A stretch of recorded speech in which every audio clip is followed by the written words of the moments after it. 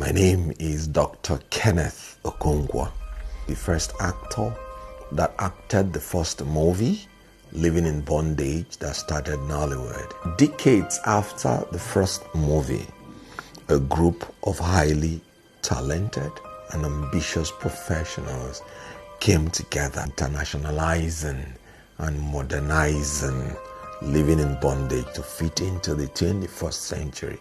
There's something in the movie that captured my essence.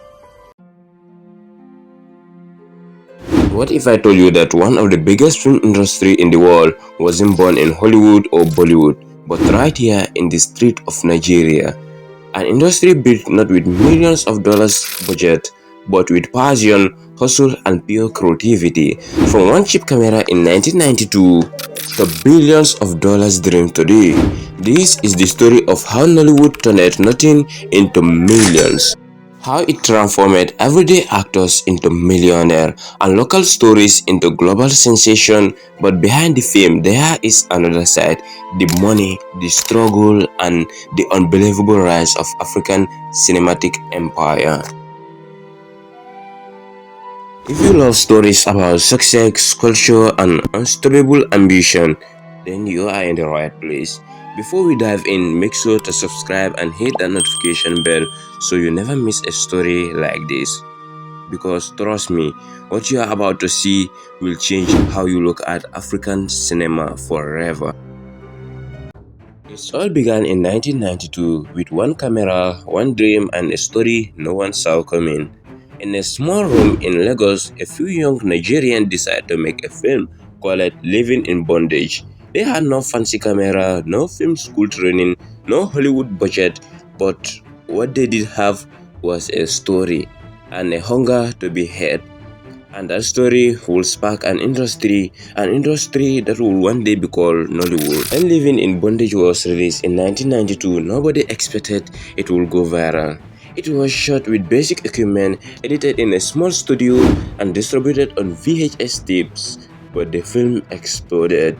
People across Nigeria lined up at video shop, trading copies, watching it in their living rooms. It told their stories in their language with their pain, their feet, and their laugh. For the first time, Nigeria saw themselves on screen.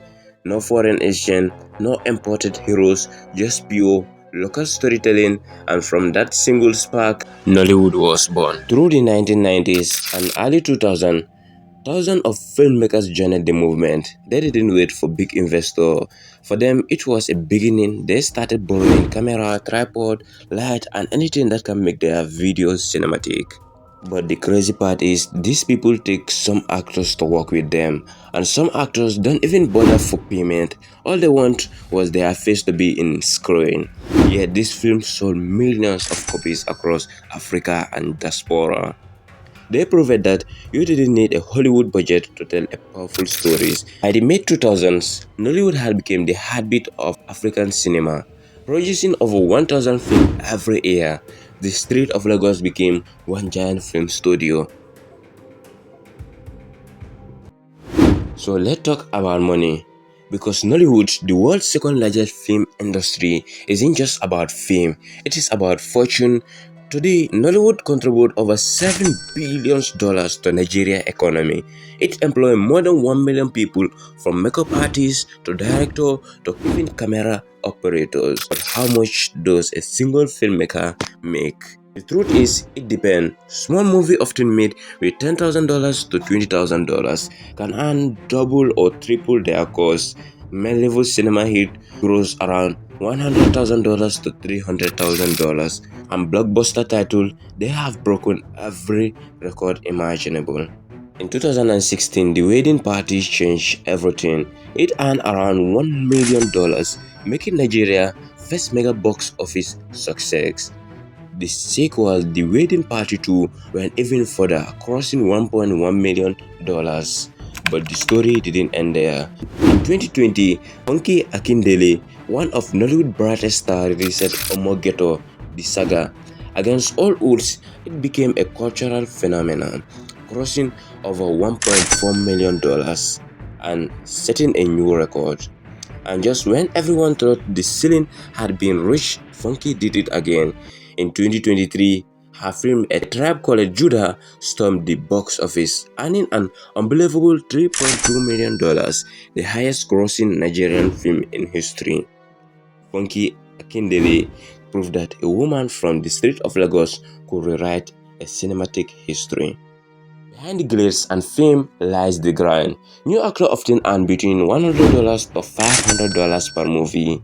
Mid-level stars rise to $1,000 to $5,000. The household name can command $10,000 to $30,000 or more per film. But the true world of Nollywood isn't always in dollars. It is in transformation, how films change ordinary life forever.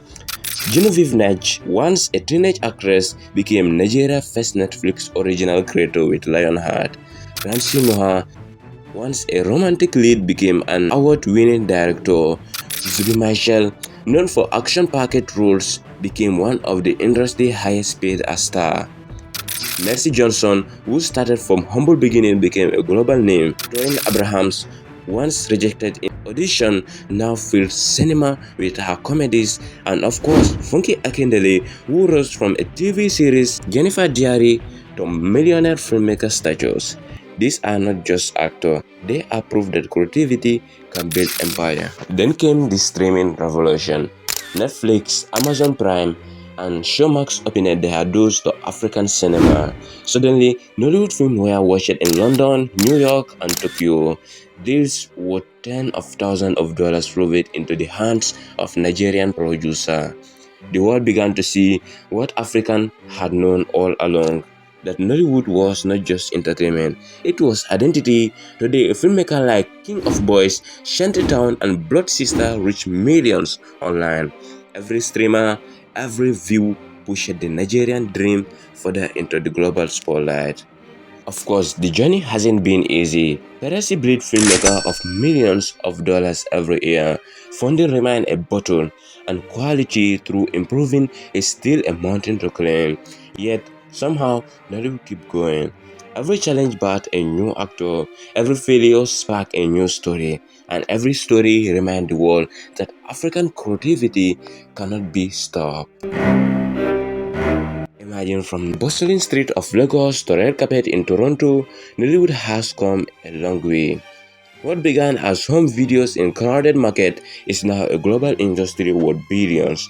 And through it all, one truth remains: Nollywood isn't just about movie. It is about dreamers who turned nothing into something.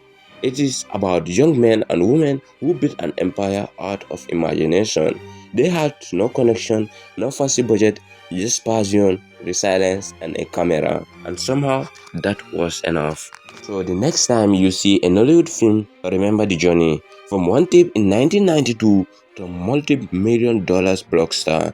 Remember the faces, the storyteller who carried Africa's voice to the world, because in the end, Nollywood is more than film. It is a dream, a movement, a reminder that from the heart of Nigeria, stories can become gold. This is the money side of Nollywood. I have your friend all the time in the world. I see your sister now. Oh, my God.